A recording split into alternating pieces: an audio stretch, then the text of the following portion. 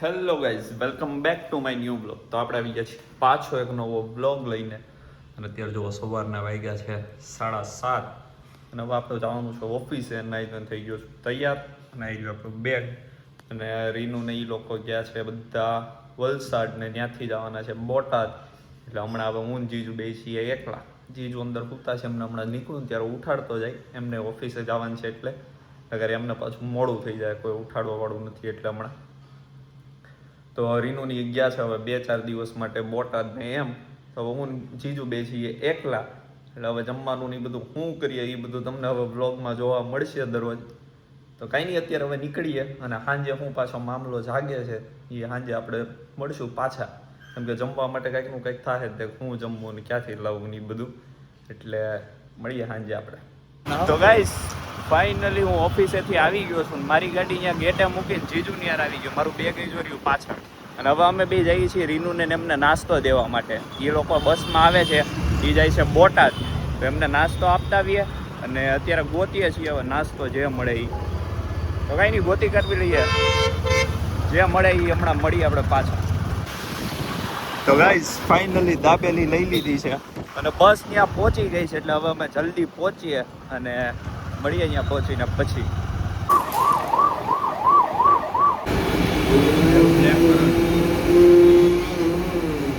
તો ગાઈસ, નાસ્તાની હારે ઠીક છે કંઈ લઈ લીધા છે, બધા આપી દઈને હવે બધું લઈને એમ. કંઈ નહીં, આપીએ, મળીએ અહીંયા. તો ગાઈસ, ફાઇનલી આવી ગયા છીએ નાસ્તો દેવા માટે. અને હવે નીચે ગયા છે બધા ઓલ્ડ થયો ને એટલે આવી જાવ. હેમાંશુભાઈને લઈ લીધા. તો ગાઈસ, ફાઇનલી હાલો આપી દઈએ ને પછી મળીએ. બધા દાવા વાળા થઈ ગયા. સીધી કરી નાખો માથા થોડો સપોર્ટ કરે છે.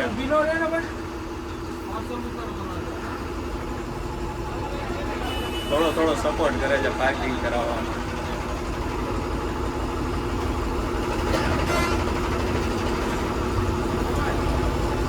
ટ્રાફિક એટલે ટ્રાફિક. અમે આવ્યા ત્યારે અહીંયા બસો હલવાઈ ગઈ.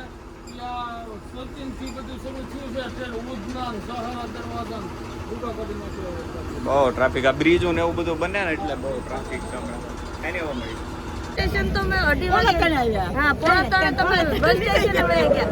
અહીંયા પોણા 5 બસ સ્ટેશન બધા મહેમાન એ બધા વહી ગયા. પછી ત્યાંથી હું બેહી પછી અમે થાકવા હતું એમ ટૂંકમાં સમજવાની વાત ના પછી આ લોકો ઘર સુધીની ઉપાધિ નહીં એવું થોડું કરે. સોફા વાળીમાં વયું ઓબો છે એ તો સારું હવે છે એટલે નો હોત તો ના પૂછે બે કબૂલ કર્યું કે હું આ કરતા બે હવામાં મજા આવે છે કારણ કે પુશબેક છે અને ગાડી છૂટી છે.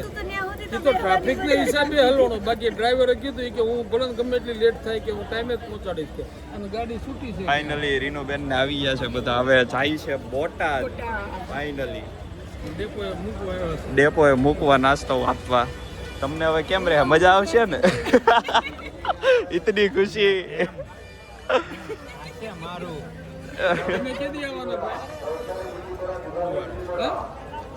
તમારી હારે જ આવે છે.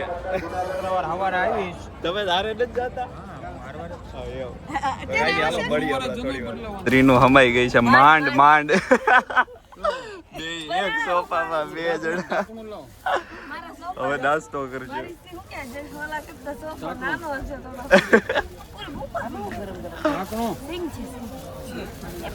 જો અહીંયા બસમાં નાસ્તો ચાલુ કરી દીધો છે. રીનુ થી રહેવાનું નહીં, એને ભૂખ લાગી ગઈ છે. ચાર્જમાં મૂકી દીધો ફોન. ચાર્જમાં મૂકી દીધો. કોનો લઈ લીધો?